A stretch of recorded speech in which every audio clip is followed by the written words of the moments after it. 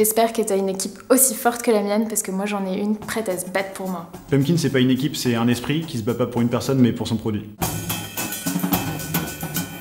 J'ai fait une école de commerce post-prépa. Je suis passé à l'EMI, donc l'école européenne des métiers d'Internet. J'ai passé 1 an dans une école d'ingé informatique. J'ai enchaîné ensuite avec un stage en tant que plutôt product marketing. J'ai commencé en tant que product manager dans une boîte de cosmétiques naturels sur Internet, avant de rejoindre une boîte qui fait du live chat sur Slack. J'ai dérivé petit à petit en tant que product manager sur les applications mobiles. Et maintenant, ça fait 1 an et demi que je suis product manager chez Malte. Et ça fait donc maintenant 1 an que je suis product manager chez Pumpkin.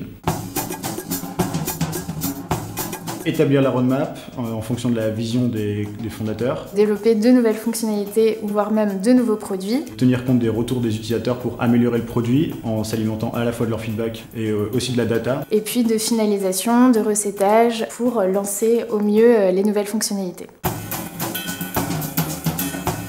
Être un bon communicant, parce qu'on est en contact avec plein d'utilisateurs, que ce soit internes ou externes. De l'empathie. Pour bien cerner les attentes côté business et côté utilisateur. C'est aussi de l'objectivité, puisqu'il faut savoir trancher entre 2 tâches. Être assez créatif pour avoir des super features qui correspondent aux besoins. Et la curiosité, puisqu'il faut être curieux de tout ce qui se passe autour de nous, chez des concurrents ou d'autres boîtes.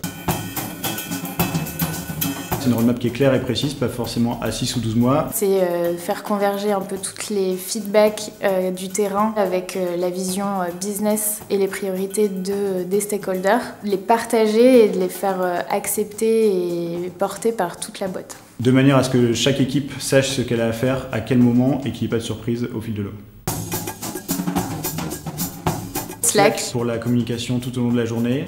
Jira pour la gestion de projet. Trello pour le suivi côté métier. Marvel pour concevoir les nouvelles interfaces avec les designers. Amplitude pour l'analyse du comportement utilisateur. Chartaio pour tout ce qui est analyse de données. Et Réunion pour le partage de connaissances et d'informations. Zoom, c'est un outil de conf call à plusieurs.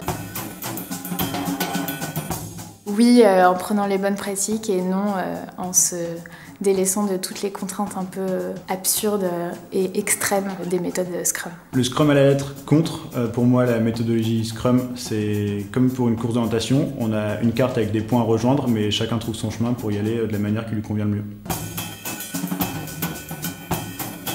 C'est de squeezer un peu la phase de découverte des besoins des utilisateurs et de faire une feature aussi utilisée que mon fer à repasser, c'est-à-dire jamais. De ne pas tenir compte de l'avis de l'ensemble des parties prenantes, de mal anticiper certains sujets, de mal y répondre et du coup de faire des erreurs. Quand tu as un commercial qui vient te voir et qui te dit « Oui, j'aimerais que ce soit possible de pouvoir gérer une mission par un autre responsable » et que tu lui dis « En fait, ça existe depuis 6 mois », là on peut dire que c'est un petit échec.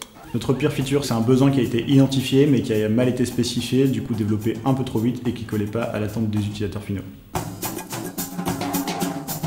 Product Hunt. Flux RSS qui me permet de consulter les infos quand j'ai le temps. Tiga. Je suis pas mal de gens du métier sur Twitter. Les meet-up sur Paris. La Product Conf. Les événements du Mobile Product Meetup qui est organisé par Tiga. Et le Product Festival.